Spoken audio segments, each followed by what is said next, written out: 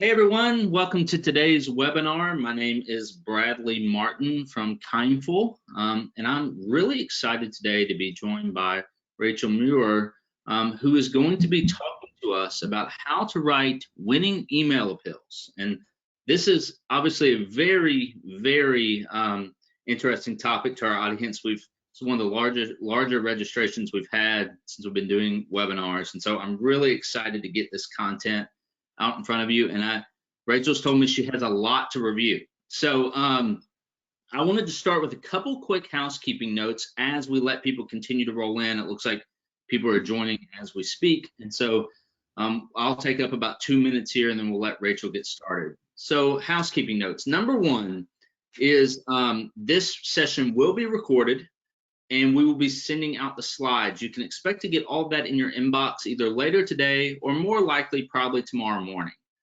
And then I think as Rachel goes through the content, she'll probably reference a couple links and things like that. We'll make sure that we drop those in the email as well. And so you will have all of that material afterwards. So you don't have to feel like you need to take feverish notes throughout the presentation or anything like that. You'll have both the video and the slides to reference here within 24 hours. Secondly, we are going to do our best to save some time at the end to answer as many questions as we can. And Rachel's really excited to see all the questions you have. So any time that we're going through the presentation, just go ahead and look at your GoToWebinar control panel. The 5th or 6th tab down you'll see is questions. Just go ahead and open that up and feel free to drop any questions you have throughout the presentation in there. And then Rachel and I will work together at the end to try to, grab themes and answer as many questions as we can. But, we really want this to be as interactive as possible. So with that, I'm going to go ahead and pass it off to you, Rachel. Any other things that you think we should cover? No, I think we're good to go. All right. Well, take it away. Okay, awesome. So let's see. I think hold on one tiny second. I think I paused my, okay, there we go. I hit play. Okay, perfect. I'm so thrilled to be with you guys. I'll turn on my webcam really quick and wave a hello to you. I'm super thrilled to get to be with you guys today. My name is Rachel Muir. I'm joining you from Austin, Texas, my hometown. So here in Austin, we took a break from the regular pandemic to have a little pioneer version of the pandemic the past week. But I've got power now, and I'm super thrilled and excited to be with you today. And we're going to be talking all about writing better email appeals. A little footnote about me, my whole background is in fundraising. I started a nonprofit called Girlstart to empower girls in math, science, engineering, and technology. When I'm not helping people be better at their fundraising, which is my all-time favorite thing, I'm raising my twins who just turned 14 years old and are doing virtual school. And I'm super excited and thrilled to be with you guys today. We're gonna have a lot of fun. I wanna invite you to type your questions in anytime today. And we've got time at the end that we will be covering those. There's my website, rachelmuir.com, if you want to learn a little more about me. One thing that I've been doing that's new and different in this pandemic, aside from getting into gardening and birding, is I've been doing a workshop every single month, and I launched a membership. It's called League of Extraordinary Fundraisers. So you can check that out at leagueofextraordinaryfundraisers.com. I do a workshop every single month, a live workshop. It's usually like a 90-minute workshop, and it always includes a workbook. So if you are joining today and you're new to me and you're like, I really like this Rachel person. She's got some good content. I think I could learn a few things from her. I invite you to check it out. These are some of the topics that we're covering. Later this month, we're going to be doing finding and acquiring new donors. We're doing 100% email in April, and in May, we're doing a case for support. So if you like today and you want a little bit more fundraising training from me, you can check that out. This is all the fun that we're going to be having today. I'm going to be sharing 9 tips to help you write better email appeals, and I'm going to kick us off with a fundraising pep talk for you, because it takes a lot of bravery to hit send, and we are all human and we do all make mistakes, and that's part of life. the one nice thing I can say about really big email mistakes is you typically won't make the same mistake twice, but we've all made mistakes. So I'm going to give you a pep talk to boost your confidence hitting send. We're going to talk about, I'm going to give you lots of tips to write better emails. I'm going to share what I think the top 3 fails in email appeals are. I'm going to show you a before and after email makeover, and I give you one final tool to help make it easy. And thank you, Barbara. She said you're homeschooling 14-year-old twins. They're virtual schooling, so I'm just like making sure they log in and trying to take their phones away from them when they do. But this is all the fun we're having today, and I'm going to be covering a lot. This is going to be like a whistle-stop tour through everything fundraising email. And yes, you will get the recording, and you can get your hands on the slides right now if you want to. You can download them at rachelmuir.com/handouts. And don't worry, I've got that footer on a lot of these slides. I also brought some party favors along with me here. I'm going to be sharing a download for you on the do's and don'ts of thanking donors. Donor stewardship is my love language. And I'm also going to be sharing a checklist. I made this end of year appeal checklist, but the truth is it's good year round, and it asks you a lot of really important questions for you to think about your appeal before you send it out. So who in here, type into the Q&A box, just type yes if you ever feel like, or type in, I don't know if folks can see the chat, whichever one you can see, Q&A or chat. If you worry that you send too much email, just type yes. If you worry, oh my God, I think I send too much email, I think I worry about it. Yeah, we're human, right? I mean, it's normal to feel like that. So I'm starting this off with a pep talk for Tracy, for Gerald, for Amber. Oh, not Amber. Amber hasn't sent any. Well, Amber, we're going to change that today. I'm here with a pep talk. If you've ever been worried or stressed that you're sending too much email, which is Jody and Leslie and Heather and Barbara and Paul and Tanya, a lot of people worry about that. Jamie worries that Jamie sends too little. That is also its own problem.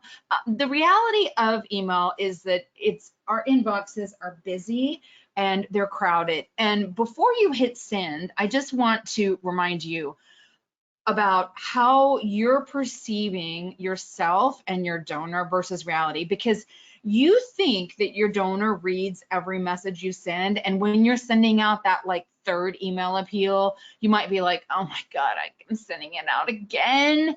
But they don't read every message that you send. They only read the messages with good subject lines that get their attention, and they only respond to the emails that grip them. They only respond to the emails that emotionally engage them and motivate them to give. If you've ever been worried that you might offend someone, let me just tell you, my fundraising friends, you were not put on this planet to offend as few people as possible. You are working for a great nonprofit organization, I know, or you wouldn't work there, with a great mission, and your job is not to offend as few people as possible. You have a big vision, you have a big mission, and your job is to get out there and give it all that you've got and leave it all out on the field. And if someone unsubscribes from your email, don't lose sleep over it. Don't stress about it. Do not beat yourself up. They weren't going to give to you anyway, okay? So remember, your donors don't read all your emails. You're not here to avoid offending people. Just at end of year alone, the average nonprofit, just the month of December, the average nonprofit sends almost 10 email messages just for end of year fundraising. So take a deep cleansing breath and let yourself off the hook. There's your pep talk. They don't read all the messages you send. If you stick with me today, I'm going to help you be a better writer. I'm going to help you write better subject lines, and I'm going to help you write more persuasive fundraising emails that get opened, that get read, and that get responded to. So we're going to dig right in to some tips for writing winning email appeals. And this is one of the goodies that I mentioned to you is, this header says your end of year appeal checklist, but this is a good checklist for any appeal, whether it's end of year, whether it's your spring appeal, any time of year. This is a good checklist for you to use. This is like 32 different things that you can just check your appeal. You can use this for email. You can use this for direct mail as well. It really works for both of these. But this is a really great checklist. You can download it at rachelmuir.com/checklist. So that is, I'll share that with you again at the end, but that's rachelmuir.com/checklist. So here's our whistle-stop tour through 9 strategies to write better email. Here's number 1, write like you talk. The nonprofit world, if I'm being completely frank, email appeals, email communications, email newsletters, it's like a sea of beige, and you can stand out like a rainbow unicorn in that sea of beige appeals if you write like you talk. You need to be warm, you need to be relatable, you need to be caring, and you need to sound like a real person. And you also need to be a real person. Your email should come from, Bradley at kindful.com or Rachel at rachelmuir.com. And it should come from an actual human being. Of course, if you're writing some creative email and you're writing a story about, the food truck for your food bank, maybe you're writing from the perspective of an inanimate object like a food truck. That's fine. But in general, it shouldn't come from do not reply at bigbrothersbigsisters.org. It shouldn't come from development at abc.org. It needs to come from an actual human being, and it needs to be obvious that a human being is sending the email to me in the from line. Okay, so send it from a person, a real person. If you look at it, I'm going to show you a screenshot in a second of an inbox. You are going to have a better open rate with an email from Bradley at Kindful than from Kindful, right? You're going to have a better open rate if it's from an actual human being. I encourage you to use a warm and caring sign off. So, and I got cut off there typing that. I was going to put, I wrote for the love of music. It could be for the love of cats, for the love of pets, for the love of kids. Something that's like a little warm and caring. I recommend you use a handwritten scanned signature, an actual image, a smiling image of your signer. I love this image right here that you're seeing in this example. She's looking right at the camera. She's making eye contact with the camera. It would be nice if it was like a scanned signature. Here's a little pro tip. Check out wisestamp.com. I'm going to be sharing lots of tools for you to use. Many of them are completely free. WiseStamp is free. Some of them are inexpensive, but most of them are completely free. I have a healthy obsession with helping fundraisers save time and money, and I love collecting really awesome tools. I don't work for any of these companies that I'm sharing these tools, but these are some really great tools. Nancy asked, what about sending from info at email address? No, I would like it to be from an actual human being. Fundraising is all about building relationships with people. If you don't believe me, Nancy, you can go ahead and test it, and you can send half of your email from a human being and half of it from info at any baby can, and you can tell me, and then let me know what your open rates were on that split A/B test. But I recommend you do these things to be more human. Check out wisestamp.com. It is a really good free tool that you can use. So what do you notice about this screenshot here? So I'm just gonna make it easy for you. 69% of people say they read the email because of the sender. So the ones that are sticking out to me here is Joan Baez, Margaret at Amnesty International. These are the ones that are sticking out to me. That sticks out a little bit more than the Innocence Project or Catholic Charities USA. So I totally encourage you, excuse me, to have your email be from an actual real person. Katie asked a question, and I will definitely cover these at the end, but Katie asked, earlier you said the average nonprofit sends around 10 emails from end of year fundraising in December. Are those to the same audience, or does that include various segments? That is a really good question. I would say in general, that's a really good question. I would say that is to the same audience, but a smart nonprofit is going to be suppressing anyone from giving to the same campaign after they've made their first gift. So kind of, sort of. There is some segments, and it might be a lot more depending on the level of sophistication of the organization and their number of segments. I encourage you to give the subject line extra attention. If the number one thing in email is having a great subject line. If you don't have you could have written the best email, you could have created the best survey, you may have written the best newsletter of your life, but if you don't have a good subject line, it's not going to get opened. Writing great subject lines is literally an art, so I encourage you to invest time in it. I have a healthy obsession with writing subject lines. Here's a few tips. Do not end with a period. That tells me I no longer need to pay any attention to this email. Use no more than 50 characters. You can test. The great thing about fundraising is you can always test. You can always do a split A/B test and test 2 different subject lines and see which one works best for you. Write conversationally, spark their curiosity. If you've got a deadline, if you've got a match, of course, create a sense of urgency.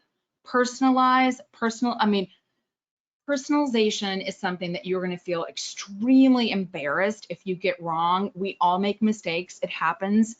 I'm not advising that you put your recipient's first name in the subject line with every email that you send, but you can switch it up and do that sparingly, and that can help boost your open rates. You've got to be careful to remove any spam triggers. Those are words like free. And I'm going to show you a tool that you can use to run your emails through a test and find out if it's going to do anything that triggers a spam filter. Depending on the sophistication of the email program that you're using, your email program may tell you for you if you've got any words or punctuation that's going to trigger a spam filter. Mine does. I use Active Campaigns. I really love Active Campaigns as my email program. Test everything. You can test, compare different subject lines, you can compare different copy, you can compare different calls to action. That's the beauty of email, is being able to test it.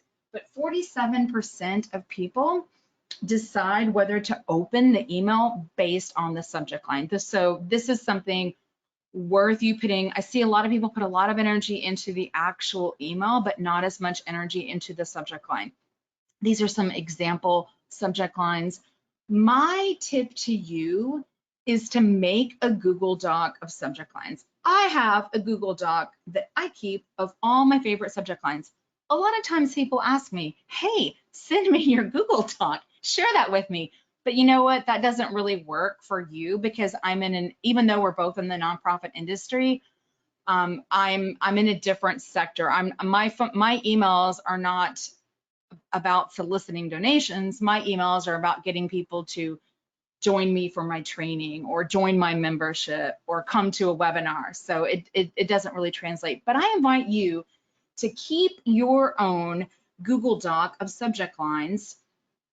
You can have, I get inspired constantly from all different kinds of sources. I get inspired from emails that I get inspired by ads that I see. I get inspired by funny stories of stuff that happens to me or happens to my friends or once happened to me a long time ago. I just wrote I thought it was hilarious email a week ago about my 9th grade crush. I thought it was right. I got a lot of people responding to me about it too. So it had a good open rate. April asked, how do you test 2 different emails to see which one works better? So you're going to do that using your email program, April, and you should be able to do split A/B testing in your email program.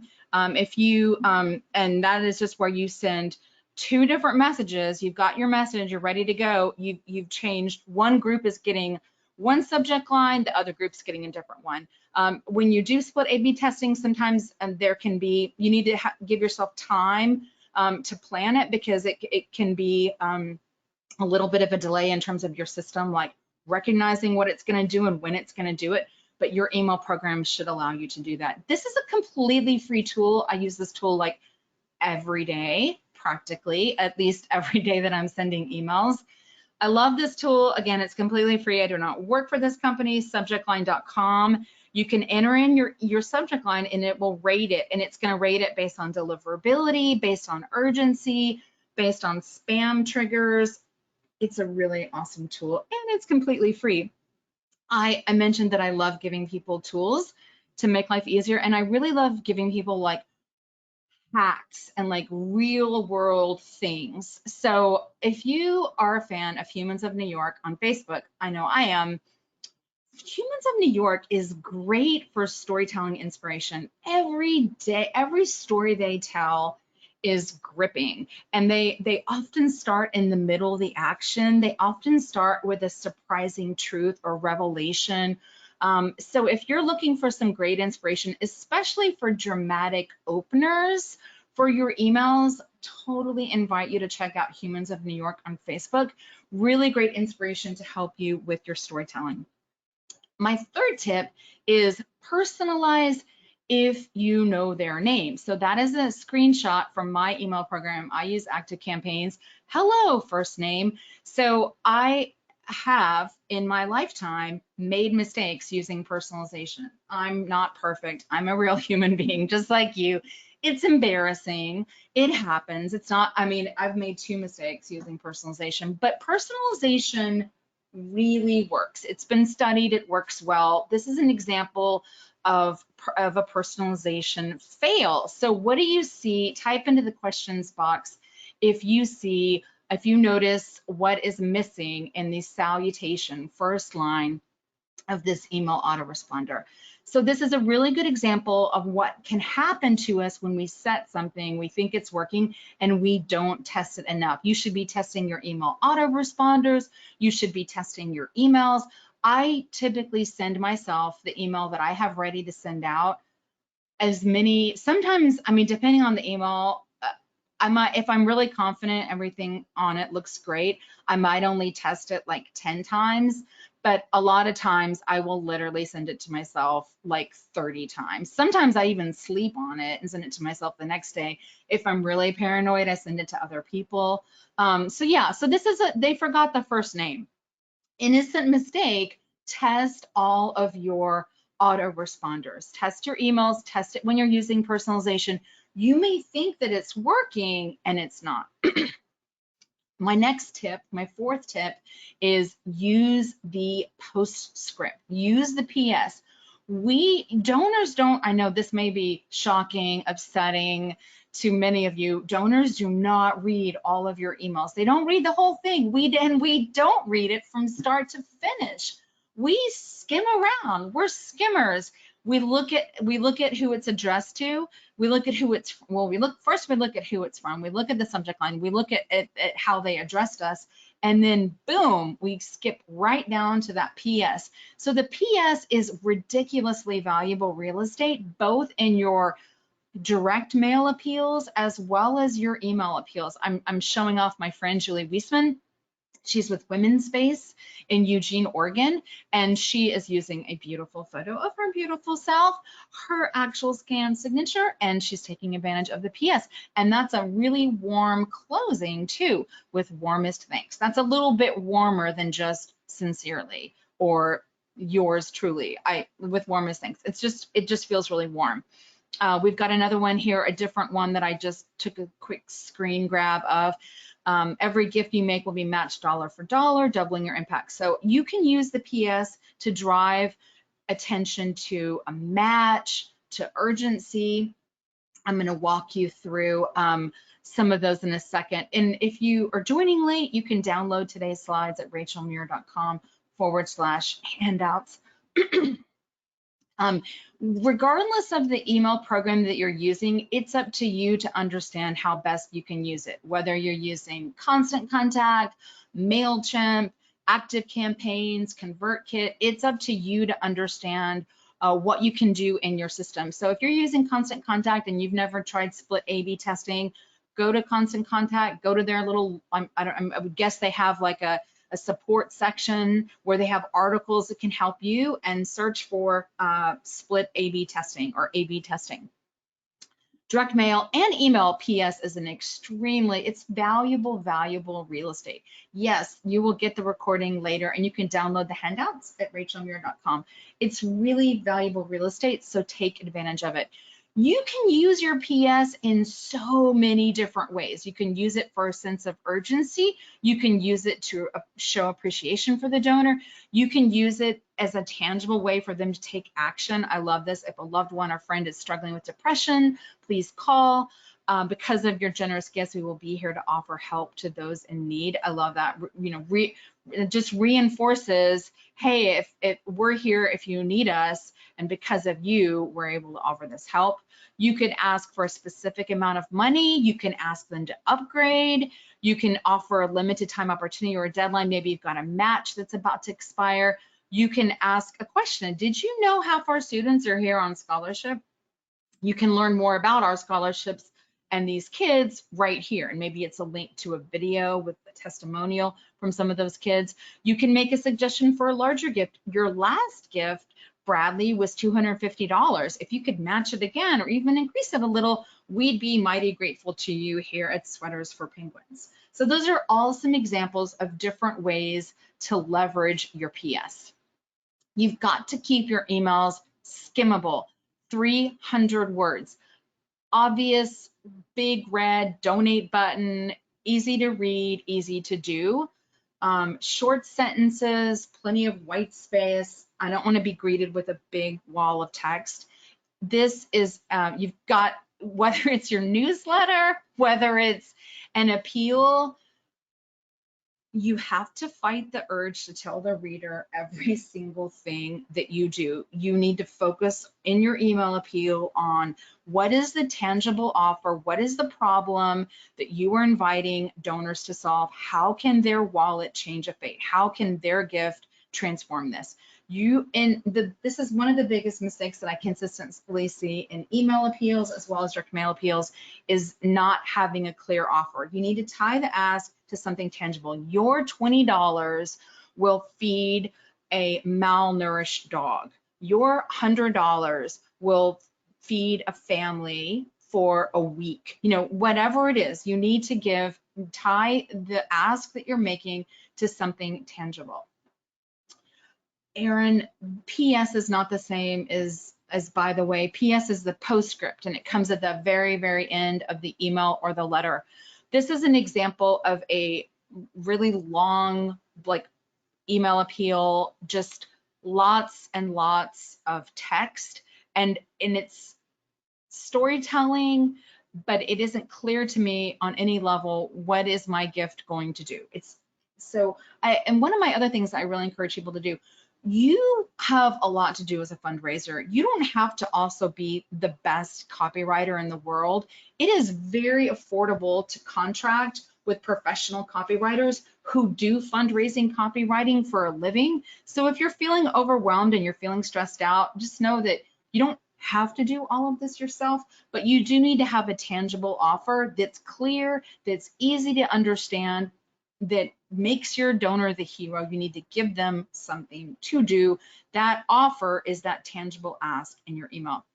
You need a really clear call to action. This is a great example of a tangible offer. $20 a month will feed a hungry kid for a year. So type into the questions box and tell me, which of these call to actions do you think are going to work best?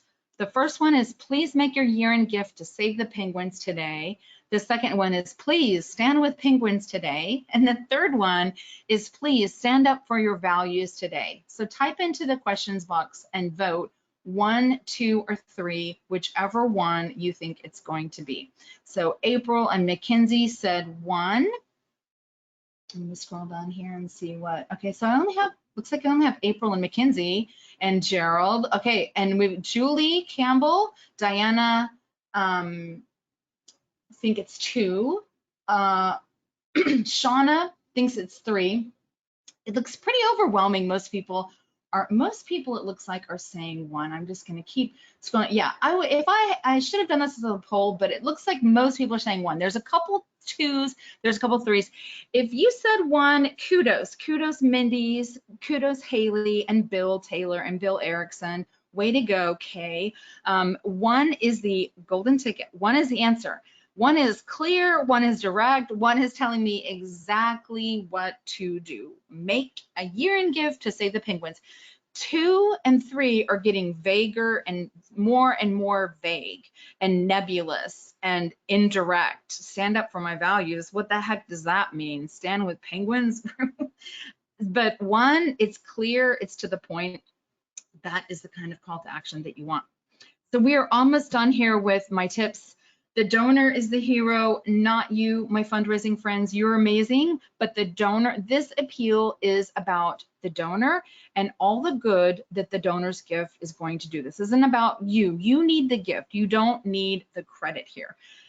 I love this quote from my friend Tom Ahern. I pay attention to what interests me, and what interests me most is me. Ask anyone. You need to be writing incredibly donor-centric copy. You need to be talking about the donor twice as much as you use any copy about yourself or your organization. The donor is the hero.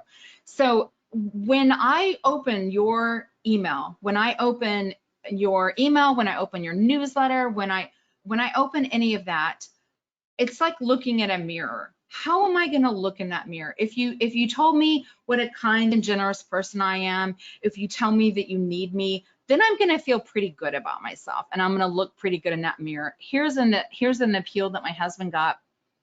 I love this opening sentence. You are among UT's greatest and most dedicated ambassadors. What a beautiful opener. Like, that feels like really good. I mean, that feels really good.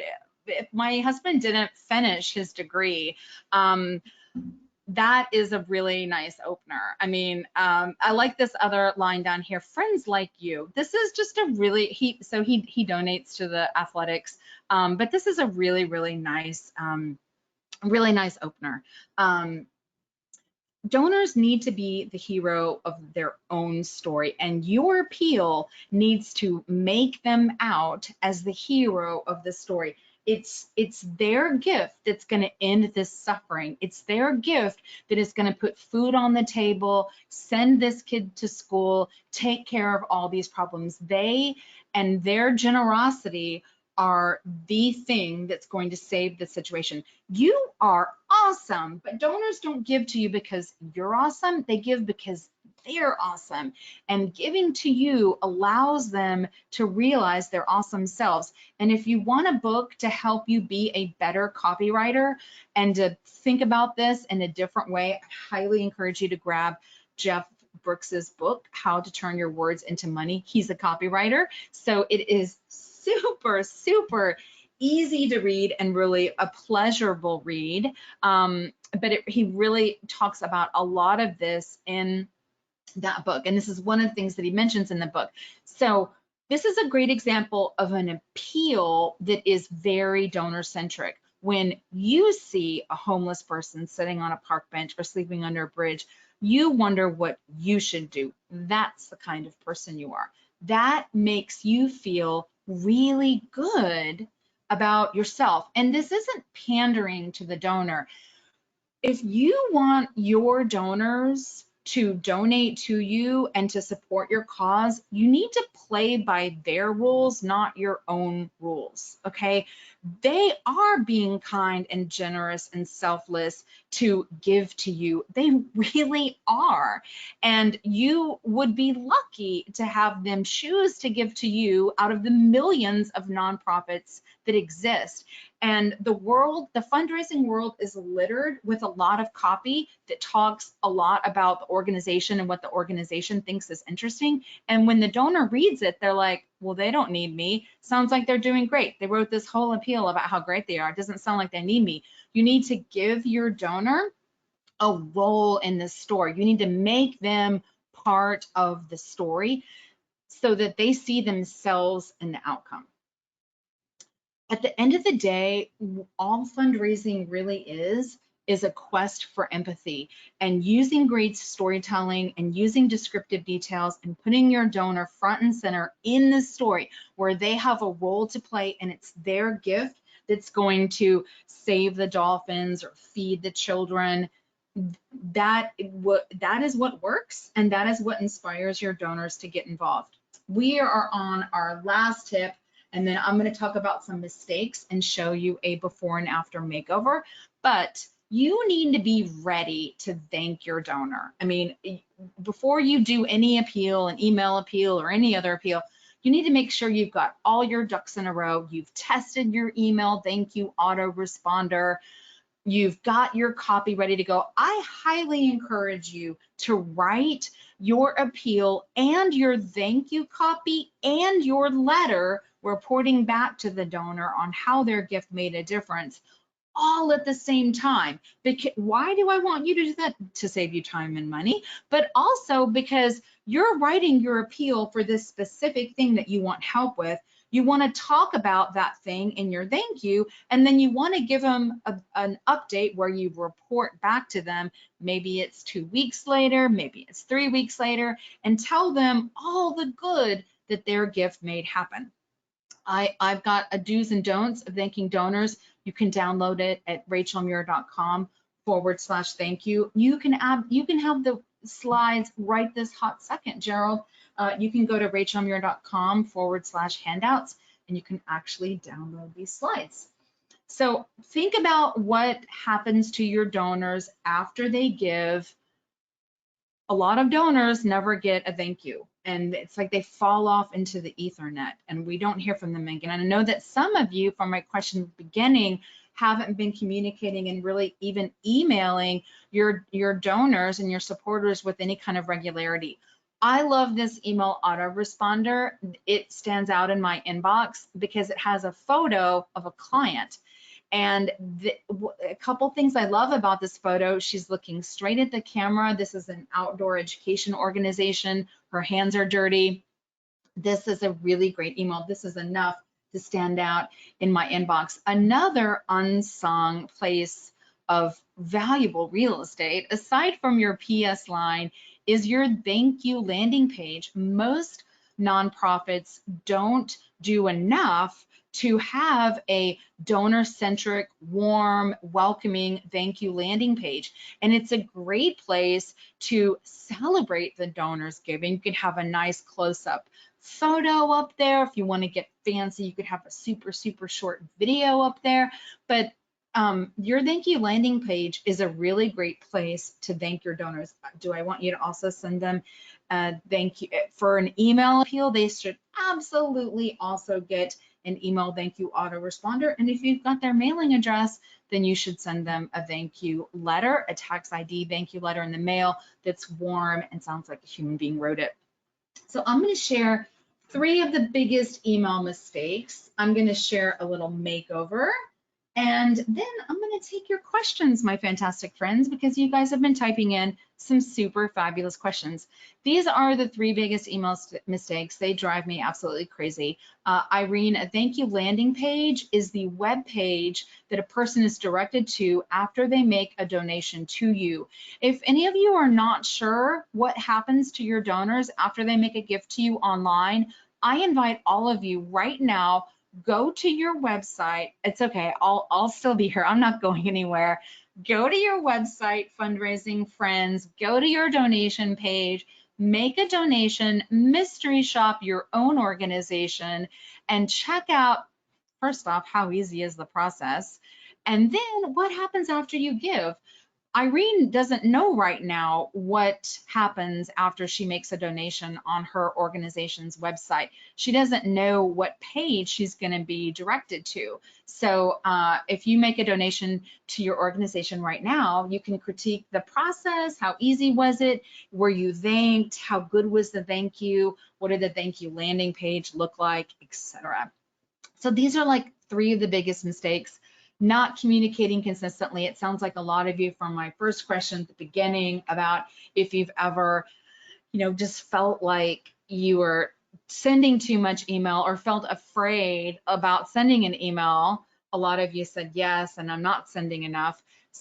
You need to be communicating consistently with your emails. I send a lot of email, and I send, every month I do a workshop. I send about 4 to 5 emails a month just promoting the workshop that I'm doing as part of my membership, right?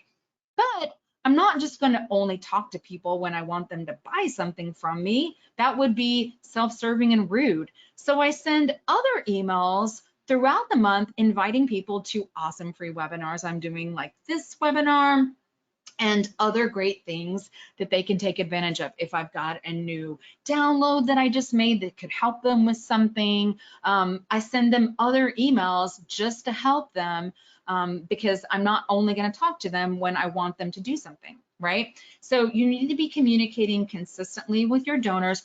Not sending email and then sending 10 emails in the month of December is not only going to turn off your donors, but it's also going to hurt your email deliverability. And sometimes I hear from nonprofits, especially smaller, less sophisticated nonprofits, and they're like, well, we haven't been emailing a lot, but the good news is that people are not tired of hearing from us because we haven't been emailing a lot. And the truth is, people have kind of forgotten about them because they haven't heard about them.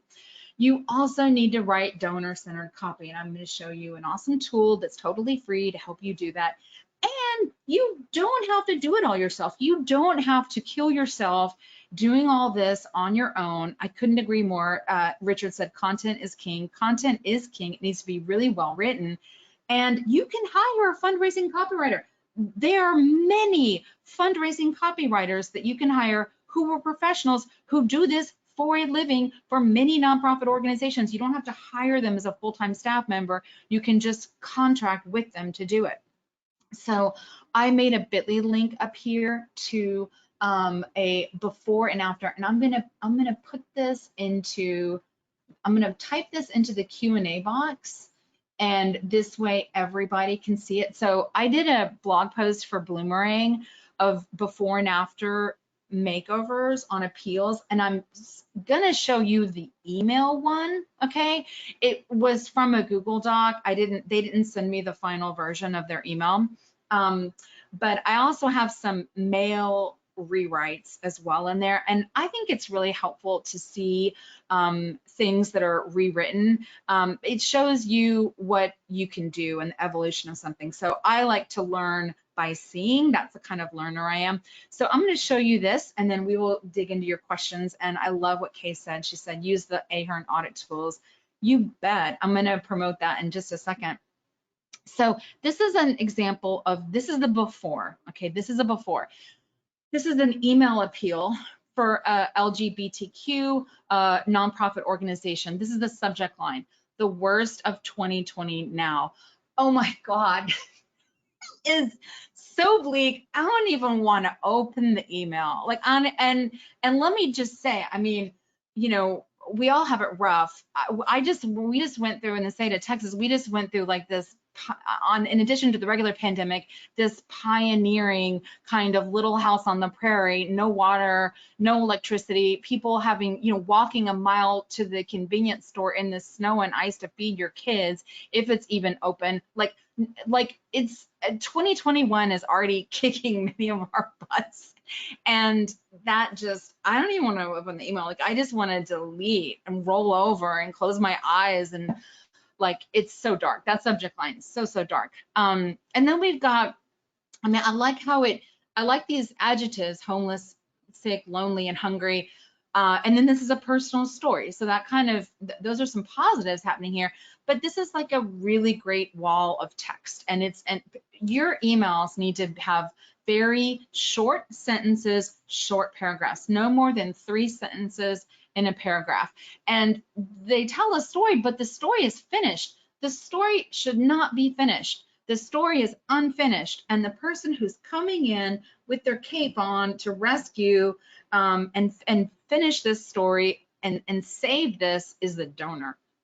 And there's no photo, there's no caption, there's not any urgency, and they're using some insider talk down here, food insecurity. We need to use like descriptive things that make immediate sense to the donor. So this is the rewrite that you're seeing now. This also, the from line, it has a really clear person who it's from. It's from a real person, a human being. This is the new subject line. Your LGBTQ neighbors need you now. Also, this is also taking advantage of the preview line. That's another thing to take advantage of in your emails, is using the preview line. So they see the subject line and they'll also see the preview line in their inbox. Will you answer the call this holiday season? We encourage them to use a well-lit photo in this copy, and we stuck with their original copy, homeless, sick, and hungry. That's how 2020 started. For me, it's how the year will end for too many LGBTQ neighbors right here. We've got asking early and often. Literally, you want to ask in like 3 times in your email appeal. You need to be asking for the gift 3 times. Short sentences, descriptions here. Earlier this year, I lost my job, period. I needed surgery, period. So you saw in that before, it was this wall of text and it was like lots and lots of copy. And then warm and relatable. I can't imagine the source having to turn people away like me. Only your generosity and care can prevent that. So it clearly makes the donor the hero. So I put a link in there to the Bloomerang blog, and that's where this is up, as well as a few other makeovers that I did. I actually did these with a fundraising copywriter, Sarah Masterson, and you can check that out. You can also download this. This is a checklist, rachelmuir.com/checklist. And I'm going to share my bonus tool, and then boom, yay, we still have plenty of time for all your questions. And I know you guys have asked a lot, so I'm going to dig right in. Before I do that, I want to share, I love this tool. It is completely free. It is the Ahern Audit. Go to bloomerang.co/Ahern Audit. I recommend bookmarking this. I'm sure Kay has this bookmark. She said, use the Ahern Audit tools. It is fantastic. It will tell you not only what reading level you're at, and you want to shoot for like a 6th to 8th grade reading level. And that's not because your donors are stupid, and it's not because you're quote unquote pandering to your donors. Your donors are busy. They're busy just like you. And you want this to be easy to read. When you write at a 6th to 8th grade reading level, my fundraising friends, it is the same thing as clearly enunciating your words. I am from Austin, Texas. I don't have a really strong Texas accent, but I do my best to clearly enunciate. I know I talk fast, but I do my best to clearly enunciate my words because I want you to be able to understand me. And that's kind of the equivalent. It's a kindness. It's being respectful of your donor. They're busy. They've got a lot on their plate. We're going to make this easy for them to read and pleasurable. Most newspapers are written at a 6th grade reading level. It's okay. So it's not because we don't think that the readers are smart. We're trying to make it easy for them to get through a lot of information. Use the Ahern Audit. You want to be using you words twice as many times as we words. That's how you make it donor-centric and not organizational-centric. Thank you for correcting me. Gail said that newspapers are actually written at a 5th grade reading level, not a 6th grade reading level. So there you have it. It makes it easier to read. I'm going to answer your fabulous, fantastic questions, and I'm going to invite, if there's any that Bradley wants to flag with the little green flag, if he wants to, that no worries. If not, I'll pick and choose. I want to tell you guys, if you like this workshop and you're like, I could use a little more help from Rachel. Check out leagueofextraordinaryfundraisers.com. We just got through spending some donor love time in February helping members make a stewardship plan. And later this month, on March 25th, we're going to be doing a workshop on finding and acquiring new donors. And in April, we're going to be doing a workshop on email deliverability. So if that's something you'd like a little bit of extra help, Anya asked, any suggestions about a fundraising plan for the year? That was actually the workshop that we did in December, was how to create a fundraising plan. That is an entire separate like 90-minute training. So I can't answer that for you right now, but if you want some help, you should definitely check that out. There's a whole workshop just on how to create a fundraising plan. You are going to get the recording of this webinar, so do not worry at all. And I'm just going to scroll up and answer some of these questions. And if you're wondering about the program, I mentioned it's only $49 a month. The price is going to be going up next month to $59, but it's only $49 a month, and you can, if you sign up for the year, you can get 2 months free. I'm going to answer a few of these. Bill asked, when capturing emails at a live event, like for a sign up to win a giveaway, is there any way to authenticate the email address they give you before you give them the giveaway? That's a very interesting, very specific question. The only thing that I can think of is that if you used like a two-way opt-in or something when you were getting the sign up, or if you tested it yourself, that's a very interesting and specific question. But you are smart to be capturing emails at an event. You want to be capturing emails as frequently as humanly possible, taking advantage of everything that you have to, any content that you have that it is worth people giving up their privacy to get.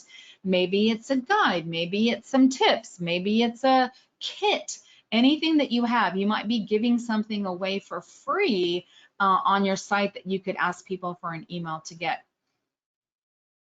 Sandy asked, what is the best? You guys have a lot of questions, and I'm seeing so many questions that are just all over the map, like not even related to email, but just really big fundraising questions, like Sandy's question, which is, what is the best way to get a strong email list of potential friends and donors? I'm actually covering that. I'm not here just to promote this workshop that I'm doing, but I'm actually covering that this month, Sandy, how to find and acquire new donors. So if that's something that, again, that's a whole nother topic that literally will take like 90 minutes and not something I can answer quickly. Carolyn asked, how often should monthly newsletters that include donation appeals update the language in those donation appeals? Do appeals get stale if you use them several times? So it sounds like Carolyn is asking every month in her monthly newsletter and asking for the same thing. That's what I'm taking like from her question there. Typically, the thing about doing something like that, Carolyn, is you have multiple calls to action, right? Because your monthly newsletter is a bunch of different articles about what's going on in your organization, and then you've thrown in this, and maybe it's a call to action to volunteer, maybe it's a call to action to read something. I mean, and the whole thing is really call to action to read something, but then if you've tossed in an appeal in there, the more calls to action you have, the more friction you have in there, the more you're reducing the opportunity, the more you're reducing the likelihood of someone to take action. My advice to you is to create some standalone campaigns that you send out where you are just specifically sending out a campaign for your appeal. It's just an email appeal. And maybe, for some of you, some organizations are going to send out 30 email appeals a year. Some organizations are going to send out 15, some are going to send out 50, some are going to send out 10. It just depends on you, your cause, how much communications you're sending out, your cadence of email, of direct mail appeals. There isn't a one size fits all answer for everybody. And you will be getting out the recording, and let's see here. Yeah, you will definitely be getting out the recording. So I'm just scrolling through here. There's lots of questions. I'm going to try to make this box as big. Oh, sorry. Go ahead, Bradley. Rachel, yeah, just so everybody knows, we will, I know I said this at the beginning, but we will send the recording. It'll probably be tomorrow morning. Go to webinar, takes just a little bit of time to get everything buckled up. Rachel, I saw quite a few more questions pop in here just at the end around personal, like sending from a personal email address versus a info at. And so I wanted to, if you look down at the bottom, you'll see quite a few of those, like about does that improve deliverability? You know, should you include your title and things like that? But I did want to add a little bit of an anecdote that at Kindful, we tested that about a year ago. And we were like, we're going to start sending from Bradley and Courtney instead of the Kindful team. And we saw a significant increase in open rate, right? Sending from a person. And then we also started to send emails that looked like they were from a human to another human, which I think you hit on as well, you know, that didn't have like big branding at the top and things like that. That was, you know, hey, Rachel, this is Bradley from Kindful. Just want to let you know about this exciting thing we have coming up, and just saw click-through rates go through the roof. So like anything you do, I just wanted to echo that we've put kind of our money where our mouth is and practiced this and tested it ourselves, and just saw huge increases. And so I think it's something, the one, you know, there's so much great stuff you put in here. We've been texting each other on the Kindful team, some of screenshots of everything you said on the things we need to try. But one thing that we have tried, and I would just tell everybody, is go try that. Send an email from yourself or your executive director that looks like it's from a human to a human, and see what you learn. You might be surprised. Yeah, absolutely. That's really great advice. Yes, send it from a human being. I cringe when I get emails from, you know, development at, you know, sweatersforpenguins.org, and it's like, why do you not want people to know your name? Fundraising is all about building relationships. You should have your, ideally, I mentioned this awesome app. You can use Wisestamp, and you can have your photo. You can have your have your cell phone in there. Make it easy for people to find you. We want to make it super easy for donors to find us. Yeah, those are great tips. Have it be from a human being. Make it warm and personable. You know, starting out with using personalization, and instead of saying like, dear friend, saying, dear Rachel, something happened that's incredible at Sweaters for Penguins, and I couldn't wait to tell you first. Thanks to your generous gift, Rachel, our colony of penguins are now, you know, I'm just making this up. I think penguins are cute. But you want to make the donor a hero. You want to use personalization. Take Bradley's advice. He's seen that it works. You know, implement these steps, and it will work for you. I'm going to scroll through and answer some of these. The app that I just mentioned is wisestamp.com. I've got a slide up with my contact information in the handouts as well. Jamal asked, when sending emails about events like webinars, is the personal approach better than sending an email through info@blank.org? Yes, Jamal, it is absolutely better. Mega asked about, what are your thoughts about inclusive images? We send a lot of stories from the field and like to include at least one image. Great, put in a photo. Have the person be looking directly at the camera. That is much, much better and relatable than someone who isn't looking at the camera. Absolutely, use an image in there. I love also what Bradley said about, you know, I made this change in my own email marketing. I used to use an email header with my logo. I took it out and I only send like plain text emails to people. It boosted my deliverability a lot. A lot of organizations are really addicted to using email headers in their branding. And someone asked about, how do I stay out of the promotions tab? Well, all of those little subtle things, and we're going to be covering in April email segments, systems, and deliverability, because that's a whole like 90-minute workshop. So if you are into that, you can check out leagueofextraordinaryfundraisers.com. But all of those things work together. So when you use those big email headers, a lot of email readers might read that as spam or read it as promotions, and that is what sends it to the promotions tab. When you go dark on your donors and you don't communicate with any kind of regularity and consistency, and then all of a sudden you're sending them 20 emails come December, that can send you in the promotions tab. So there isn't like one solution to keep your amazing fundraising self out of the promotions tab. It is like consistency across all levels. It's WISE stamp as in smart, like a S, like WISE, wisestamp.com. Catherine asked about video and emails. I love video email. I use bombbomb.com. I've been a customer for like 5 or 6 years now. I don't work for bombbomb.com. I send video emails all the time. I save so much time. I'm a big fan of video emails. I just checked out another company yesterday that was doing a webinar, and it was Bonjoro, BONJORO.com. And they have a totally free version of that if you want to check that out. I love what Richard said. He said, in a B2B context, a lot of servers block HTML headers, so plain text default is a good idea. It is, my fundraising friend, excuse that back blaze notice. It is, and thank you for sharing that. And yeah, it can be that can be a leap. People can be really addicted to that email header and feel, you know, oh, why should I stop using this? But it's just something to do and to test. Anna asked, if you sent appeal emails from a specific person, doesn't it look bad if you have staff turnover? So here's the reality. This is, I'm just going to give you a little reality check, Anna.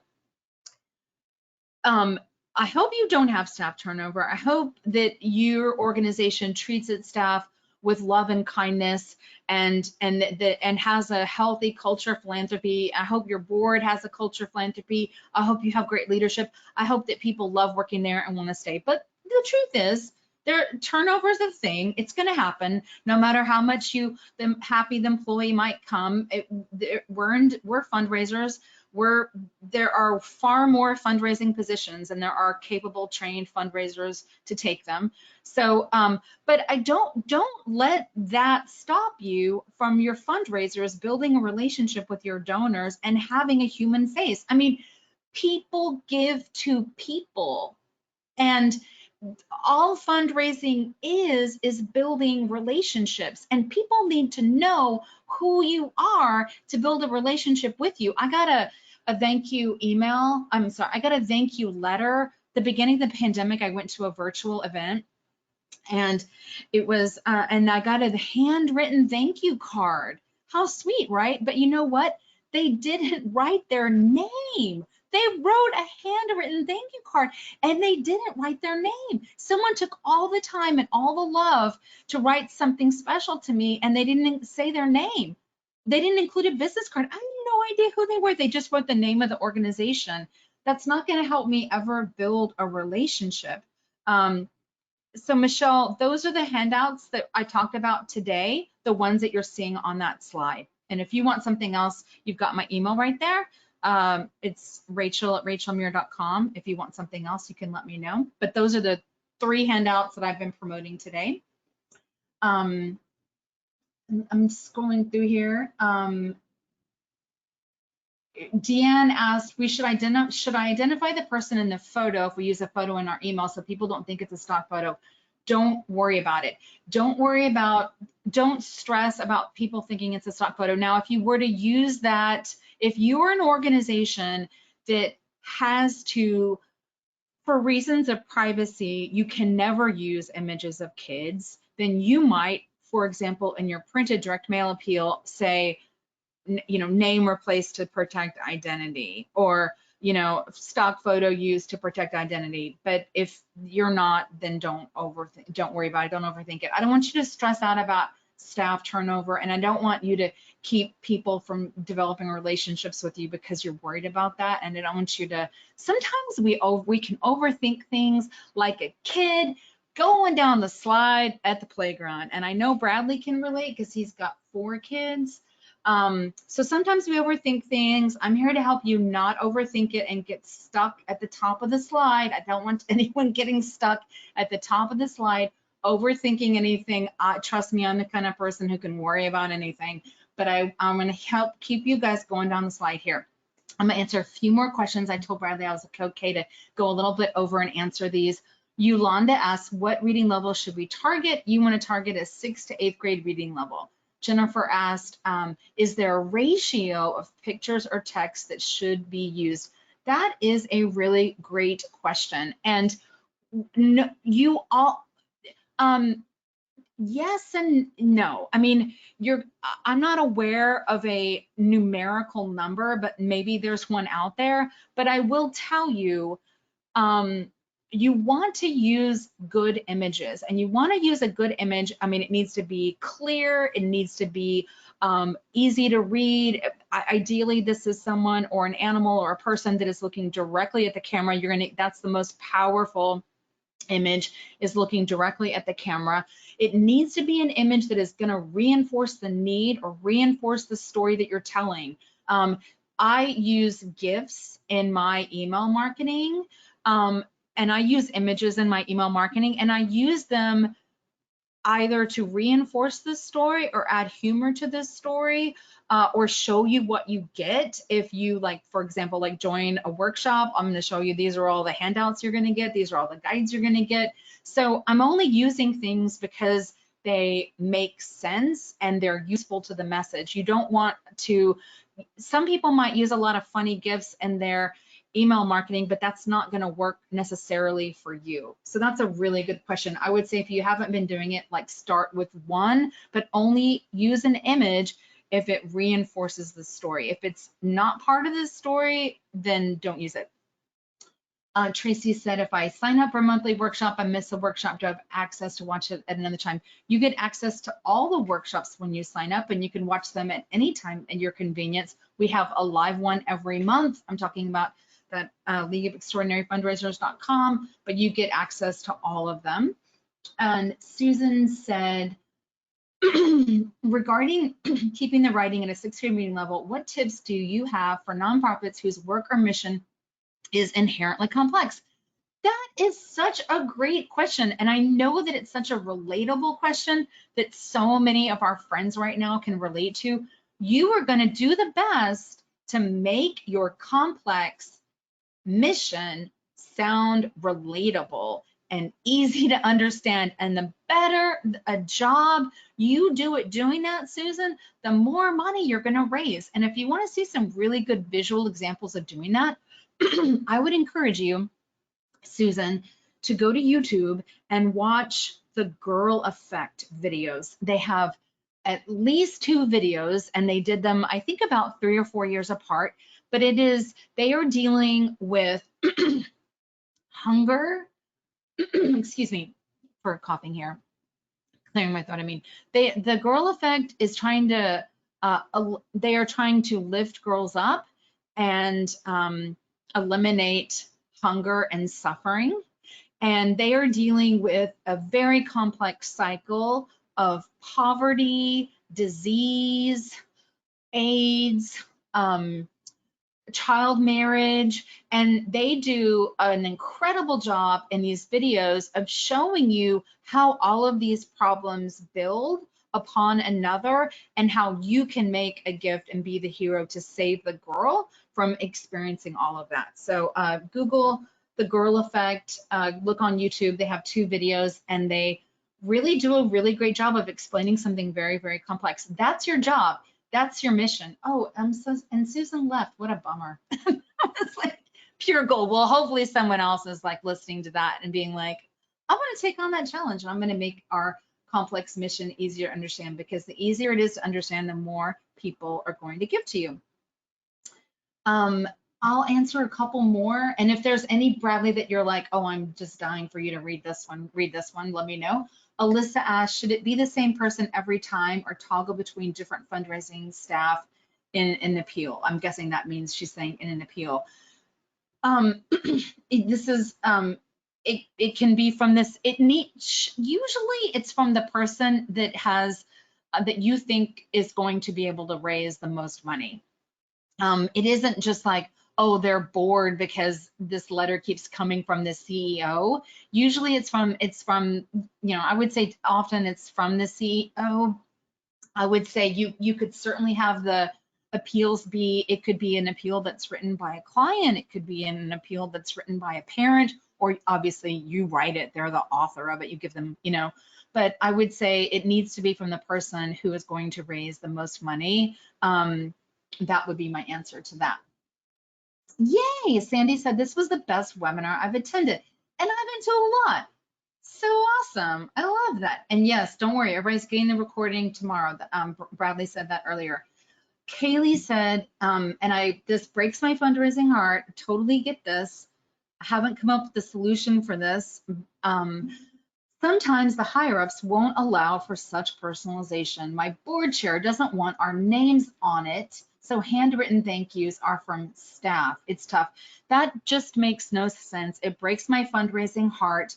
I don't know what your job is versus your board chair. I don't know if you are a staff member, but one thing that really makes me mad is when people don't let the fundraisers be fundraisers. Probably that's something that frustrates Bradley too. But I really believe that we should let the fundraisers be fundraisers. And I don't know what the heck it is about fundraising that, you don't see me walking into an emergency vet clinic and telling the vet to move over because I've got a better idea for how to do surgery on an animal.